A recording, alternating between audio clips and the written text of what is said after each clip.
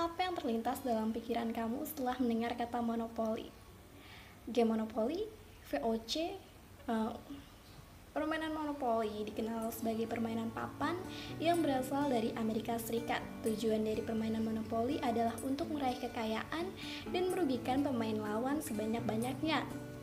Selama permainan berlangsung, pemain monopoli diharuskan untuk membeli properti, mengikuti acara, dan menghindari hukuman guna memperoleh kekayaan. Pada permainan monopoli juga tersedia fitur bank untuk meminjam uang dan lain sebagainya. Nah, itu tentang monopoli, tapi kita harus mengulik nih sejarahnya. Kenapa ada game monopoli? Nah, dilansir dari theguardian.com, ternyata pemilik hak paten atas desain papan monopoli adalah Elizabeth Magie, seorang aktivis kiri Amerika Serikat. Pada awal 1900-an, Elizabeth Magie mendesain permainan monopoli yang dahulunya disebut sebagai Landlord's Game.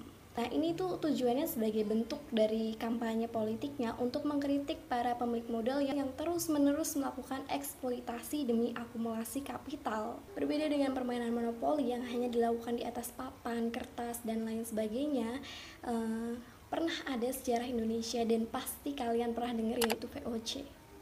Nah, VOC ini merupakan Verenigd Oost-Indische Company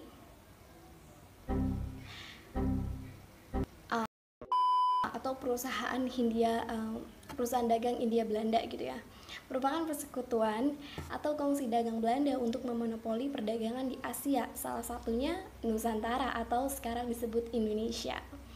Adapun beberapa nih kebijakan VOC untuk melakukan monopoli perdagangan rempah-rempah di Nusantara, antara lain: 1. Menguasai pelabuhan-pelabuhan dan mendirikan benteng dalam melaksanakan perdagangan. 2. Melaksanakan pelayaran honggi. 3. Melaksanakan politik divide et impera atau memecah untuk menguasai kerajaan-kerajaan di Nusantara. Kebijakan VOC yang keempat adalah membangun pangkalan VOC. Nah, di samping 4 hal kebijakan tadi, monopoli perdagangan dilakukan oleh VOC ini paling gencar dilakukan di daerah di wilayah Maluku. Agar rencananya ini berhasil, maka VOC telah menentukan sejumlah peraturan yang harus dipatuhi dan dijalankan oleh rakyat Maluku, yang antara lain: 1. Rakyat Maluku dilarang menjual rempah-rempah kepada pihak selain VOC. 2. Jumlah tanaman rempah-rempah beserta lokasi lahannya juga harus ditentukan oleh VOC. Ini benar-benar ciri pasar monopoli banget kan? Akhirnya VOC mengalami kebangkrutan pada akhir abad ke-18. Penyebabnya adalah korupsi besar-besaran dan ditambah dengan manajemen yang buruk, membuat VOC lumpuh perlahan-lahan. Pertanyaannya sekarang, praktik monopoli ini apa masih ada dan masih berjalan sebetulnya? Tentu saja masih. Kita lihat dan kita pelajari bersama-sama pada bahasan selanjutnya. Membahas mengenai monopoli tidak lengkap rasanya apabila kita tidak membahas mengenai kasus-kasus monopoli yang ada di dunia. Nah, sekarang saya akan membahas salah satu contoh kasus monopoli yang ada di dunia. Perusahaan yang akan kita bahas ini adalah perusahaan multinasional asal Amerika Serikat yang produknya pasti sangat familiar dan menjadi tujuan utama orang dalam mencari informasi di internet. Apalagi kalau bukan, ya, Google. Situs yang sering kita gunakan ini ternyata menerima banyak sekali tuduhan mengenai persaingan usaha yang tidak sehat. Bahkan Amerika Serikat sendiri sebagai negara asal dari Google ini juga memberikan tuduhannya kepada Google yang telah dianggap mematikan usaha pesaingnya. Nah, sekarang mari kita bahas dari penyelidikan yang dilakukan oleh Amerika Serikat dan negara-negara lain terhadap Google. Amerika Serikat di bawah pimpinan Presiden Donald Trump telah melakukan penyelidikan selama hampir 1,5 tahun mengenai praktik monopoli yang dilakukan oleh Google. Pada awal bulan Oktober, penyelidikan telah menunjukkan bahwa Google menggunakan kontrak pelanggan dan memanfaatkan mitranya untuk menunjang layanan agar lebih disukai dan dipakai oleh konsumen. Kemudian, Donald Trump melalui Departemen Kehakiman Amerika Serikat bersama dengan 11 negara bagian lainnya memutuskan untuk menggugat Google dengan gugatan adanya perjanjian kerjasama antara Google dan Apple, kerjasama antara perusahaan raksasa semua, untuk menjadi mesin pencari secara otomatis pada gadget seperti Apple dan Android. Akibatnya, Google dapat menguasai 36% dari permintaan pencarian di Amerika Serikat. Nah, Google di sini telah dianggap menutup persaingan bisnis pencarian internet, dan Google dianggap begitu dominan serta merugikan publik dengan meminimalkan pilihan dan menggagalkan inovasi. Itu tadi tuntutan-tuntutan yang diberikan kepada Google. Sekarang kita akan membahas mengenai tanggapan dari Google sendiri tentang tuduhan-tuduhan yang diberikan kepada Google. Begini tanggapan Google. Google menganggap bahwa tuduhan-tuduhan yang diberikan itu adalah cacat. Artinya, Google menganggap dirinya telah dipilih oleh masyarakat sendiri dan masyarakat secara bebas untuk mengunduh pesaing dan dapat menggunakan mesin pencari lain selain Google. Alasan ini diperkuat juga dengan fakta bahwa Google memiliki banyak pesaing seperti Yahoo, Microsoft, dan lain-lain. Tuntutan dan penyelidikan ini juga dilakukan oleh negara Eropa dan Korea Selatan. Eropa mendakwa Google atas tuduhan bahwa sistem operasi Google dianggap ilegal dan menuntut Google untuk membayar denda sebesar 70 triliun rupiah. Angka ini terlihat cukup besar ya, tapi apabila dibandingkan dengan pendapatan Google, 70 triliun rupiah ini relatif kecil ya bagi Google. Kemudian, Korea Selatan bersama Komisi Perdagangan yang Adil Korea menggugat Google dengan denda sebesar 2,5 triliun rupiah karena dinilai telah menyalahgunakan dominannya dan menghalangi produsen smartphone dalam negeri seperti Samsung serta menghambat persaingan usaha. Itu tadi negara-negara yang menggugat dan menuntut Google yang telah dianggap melakukan monopoli. Berbicara terkait monopoli, tentu kita tidak asing lagi nih dengan perusahaan yang satu ini, ya Perusahaan Listrik Negara atau PLN. Nah, status dari perusahaan ini yang dikutip dari laman web PLN pada tahun 1972 dengan peraturan pemerintah nomor 18 ditetapkan sebagai perusahaan umum listrik negara dan juga sebagai pemegang kuasa usaha ketenaga listrikan atau PKUK dengan tugas menyediakan tenaga listrik bagi kepentingan umum. Pernyataan ini itu menjelaskan bahwa PLN menjadi satu-satunya perusahaan yang memiliki kendali dalam mengatur tentang ketenaga listrikan di Indonesia. Tapi semua itu masih dalam pengawasan pemerintah ya. Nah, lalu kenapa sih PLN ini bisa melakukan monopoli?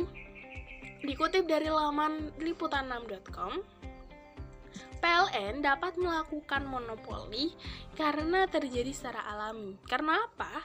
Karena usaha penyediaan jasa listrik ini bersifat padat modal dan teknologi. Ditambah, ketatnya persaingan mendapatkan energi primer membuat usaha penyediaan listrik jadi lebih beresiko. Jadi, hal ini juga menjadi alasan mengapa perusahaan swasta itu tidak tertarik dalam dunia usaha kelistrikan. Yap, karena biaya yang dikeluarkan lebih besar daripada keuntungan yang diterima. Kemudian nih, andaikan hak monopoli PLN ini dicabut oleh pemerintah dan harga listrik itu diserahkan kepada kekuatan pasar. Apa yang akan terjadi ya? Dan apakah hal ini pernah terjadi atau pernah terjadi di negara lain? Nah, ada beberapa nih negara-negara yang pernah menerapkan hal ini, yaitu yang semula regulated monopoli, kemudian diubah menjadi pasar kompetitif. Negara Inggris lah yang mengawali inisiasi ini. Terjadi pada tahun 1991 di masa The Iron Lady Margaret Thatcher Karena langkah ini sukses, langkah-langkah yang dilakukan oleh si Margaret ini sukses, kemudian banyak negara-negara lain yang meniru. Nah, tapi kalau ini akan diterapkan nih di sini di Indonesia, kita harus berhati-hati karena transformasi dari pasar regulated monopoli ke pasar kompetitif itu ada beberapa hal yang perlu diperhatikan. Pertama, pertumbuhan konsumsi listrik itu tidak boleh terlalu tinggi.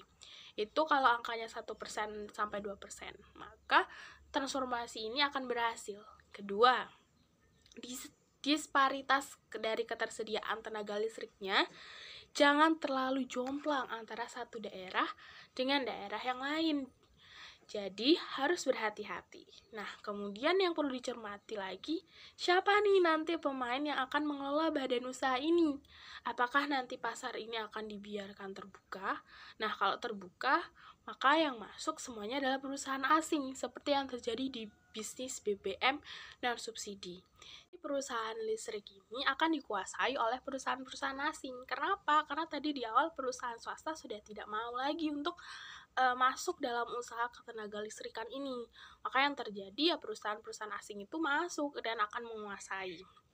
Nah, oleh karena itu, monopoli yang dilakukan oleh PLN itu seharusnya tetap dalam kondisi wajar dan tidak merugikan rakyat agar tetap berjalan gitu ya sesuai dengan tugasnya dia, yaitu untuk menstabilkan harga.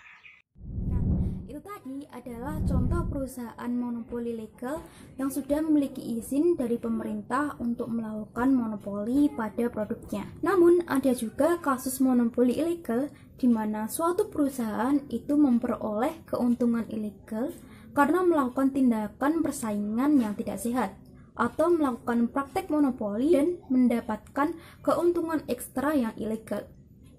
Pada kasus monopoli ilegal, perusahaan itu berusaha untuk menguasai pasar dengan menghalangi kompetitor untuk menjual belikan barang jasanya. Seperti pada kasus monopoli Lion Air yang terjadi pada tahun 2021. Komisi Pengawas Persaingan Usaha atau KPPU memutuskan bahwa 3 perusahaan yang tergabung dalam Lion Air Group itu telah terbukti secara sah melanggar pasal 19 huruf D Undang-Undang Nomor 5 Tahun 1999 tentang larangan praktik monopoli dan persaingan usaha tidak sehat. Hal ini itu disebabkan karena perusahaan tersebut itu telah melakukan diskriminasi terkait dengan kerjasama penjualan kapasitas kargo dalam jasa pengangkutan barang yang terjadi di beberapa bandara. Ketiga perusahaan yang melakukan diskriminasi tersebut yaitu PT Lion Mentari, PT Batik Air Indonesia, dan PT Lion Express. Dan dalam kasus ini secara resmi KPPU menjatuhkan sanksi denda sebesar 1 miliar rupiah kepada masing-masing terlapor. Sehingga secara totalnya itu KPPU menjatuhkan sanksi denda sebesar 3 miliar rupiah kepada Lion Air Group. Perkara ini itu bermula dari adanya penemukan kargo baik barang, pos, dan kargo di Bandara Hang Nadiem, Batam pada periode Juli sampai September 2018. Dan dalam penyelidikan didapatkan bukti adanya perjanjian kerjasama yang dilakukan oleh PT Lion Mentari, PT Batik Air Indonesia, dan PT Wings Abadi selaku pelaku usaha angkutan udara niaga berjadwal yang menyediakan layanan jasa angkutan barang dari bandar udara tertentu ke bandar udara tujuan dengan PT Lion Express selaku perusahaan jasa pengiriman paket dan dokumen ke seluruh Indonesia dengan menggunakan penerbangan Lion Air Group. Dan dalam kerjasama tersebut itu KPPU menemukan adanya hak eksklusif kepada PT Lion Express untuk penggunaan kapasitas kargo sebesar 40 ton per hari untuk 4 rute penerbangan yang telah disepakati. Dan tindakan tersebut itu terbukti menutup dan mempersulit akses pengiriman barang dari agen kargo yang terdaftar sebagai agen resmi selain PT Lion Express, sehingga terpaksa menggunakan jasa kargo alternatif lain atau perantara agen-agen kargo lainnya. Namun ternyata perilaku diskriminasi yang telah dilakukan tersebut itu tidak berjalan secara efektif karena PT Lion Express itu tidak berhasil mengambil konsumen agen-agen kargo lain dan justru berpindah ke maskapai lain. Baik, setelah kita melihat dari sejarah monopoli sampai pada perusahaan-perusahaan yang menerapkannya, baik itu legal maupun ilegal, dapat kita lihat dari semua kasus-kasus yang ada tentunya memberikan dampak yang secara tidak langsung dapat mempengaruhi jalannya perusahaan itu sendiri. Nah, apa aja sih dampak yang didapat dari praktek monopoli tersebut? Yang pertama tentunya dapat memberikan dampak positif. Beberapa dampak positif dari adanya pasar monopoli terutama bagi perusahaan yang dilegalkan seperti pada pemaparan kasus tadi pada PT PLN. Nah, bagaimana sih dampak positifnya? Yang pertama tentunya menghindari adanya produk tiruan. Dengan adanya perusahaan tunggal, maka produk-produk tiruan dapat dihindari. Hal itu termasuk dampak positif, karena produk tiruan dapat menimbulkan adanya persaingan yang tidak bermanfaat. Terlebih bagi perusahaan yang memanfaatkan sumber daya langka sebagai bahan baku produk. Yang kedua, stabilitas perusahaan terjaga, yang pada umumnya mampu bertahan karena stabilitasnya terjaga. Bahkan, sangat jarang ditemui perusahaan yang mengalami kebangkrutan. Yang ketiga, menurunkan biaya produksi. Karena perusahaan monopoli termasuk perusahaan yang besar, maka perusahaan mampu menekan biaya produksi yang dikeluarkan. Dan yang keempat, memicu peningkatan kinerja Departemen Penelitian dan Pengembangan. Demi menjaga kualitas produk, perusahaan dapat mendorong Departemen Penelitian dan Pengembangan untuk terus berinovasi. Adanya inovasi tentu diharapkan dapat meningkatkan kesejahteraan masyarakat. Dan dampak positif yang terakhir yaitu mendorong pemanfaatan teknologi baru. Perusahaan berpotensi mampu mendorong penggunaan teknologi baru dalam menjalankan usahanya. Adanya mesin-mesin termutakhir tentu dapat mengefisiensi proses produksi.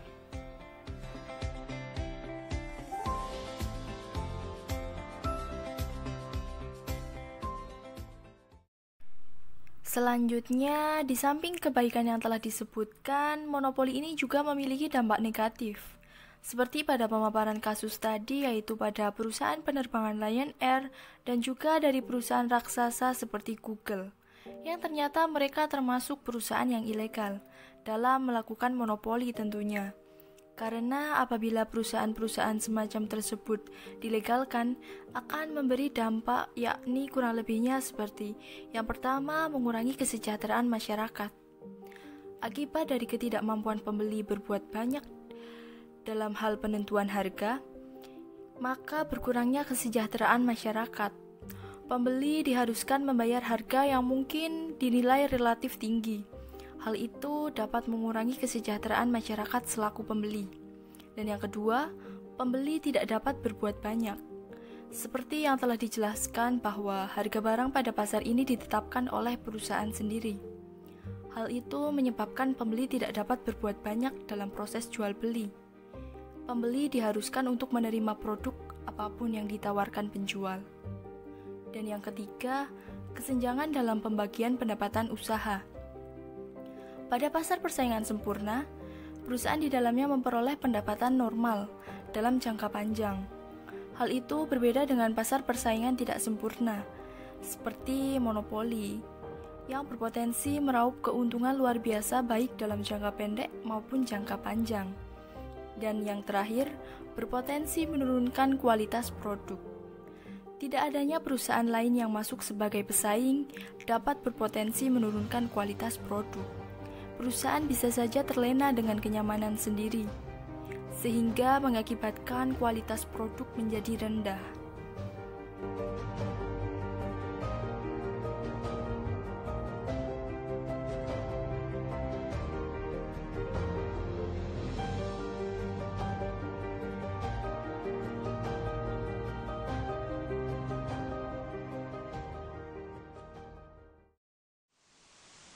Nah, baik, berikut inti yang dapat kita ambil berdasar pada uraian dari tiap-tiap kasus yang ada. Pasar monopoli ataupun monopoli sebagai salah satu pilihan dalam perekonomian yang dijadikan sebagai objek dari perekonomian itu sendiri. Sama halnya dengan sebuah pisau yang tajam, dapat memberikan manfaat yang cukup besar bagi seorang koki dalam membuat masakan yang nikmat dan dinikmati oleh banyak orang. Sebaliknya, apabila di tangan seorang penjahat, maka pisau sangat mematikan. Monopoli dapat bermanfaat bagi masyarakat luas. Apabila pemerintah sebagai subjek atau pengatur dan pengawas perekonomian bijak dalam kebijakan dan langkahnya, regulated monopolis yang menyangkut hajat hidup orang banyak harus dilakukan. Dan sistem monopoli yang melibatkan komunikasi dua arah antara produsen, konsumen, dan pemerintah mungkin bisa menjadi alternatif penyelesaian masalah. Transparansi juga harus diterapkan agar tidak terjadi salah persepsi antar pihak. Nah, baik, itu tadi kesimpulan yang dapat kita ambil dari adanya praktik monopoli dalam perusahaan.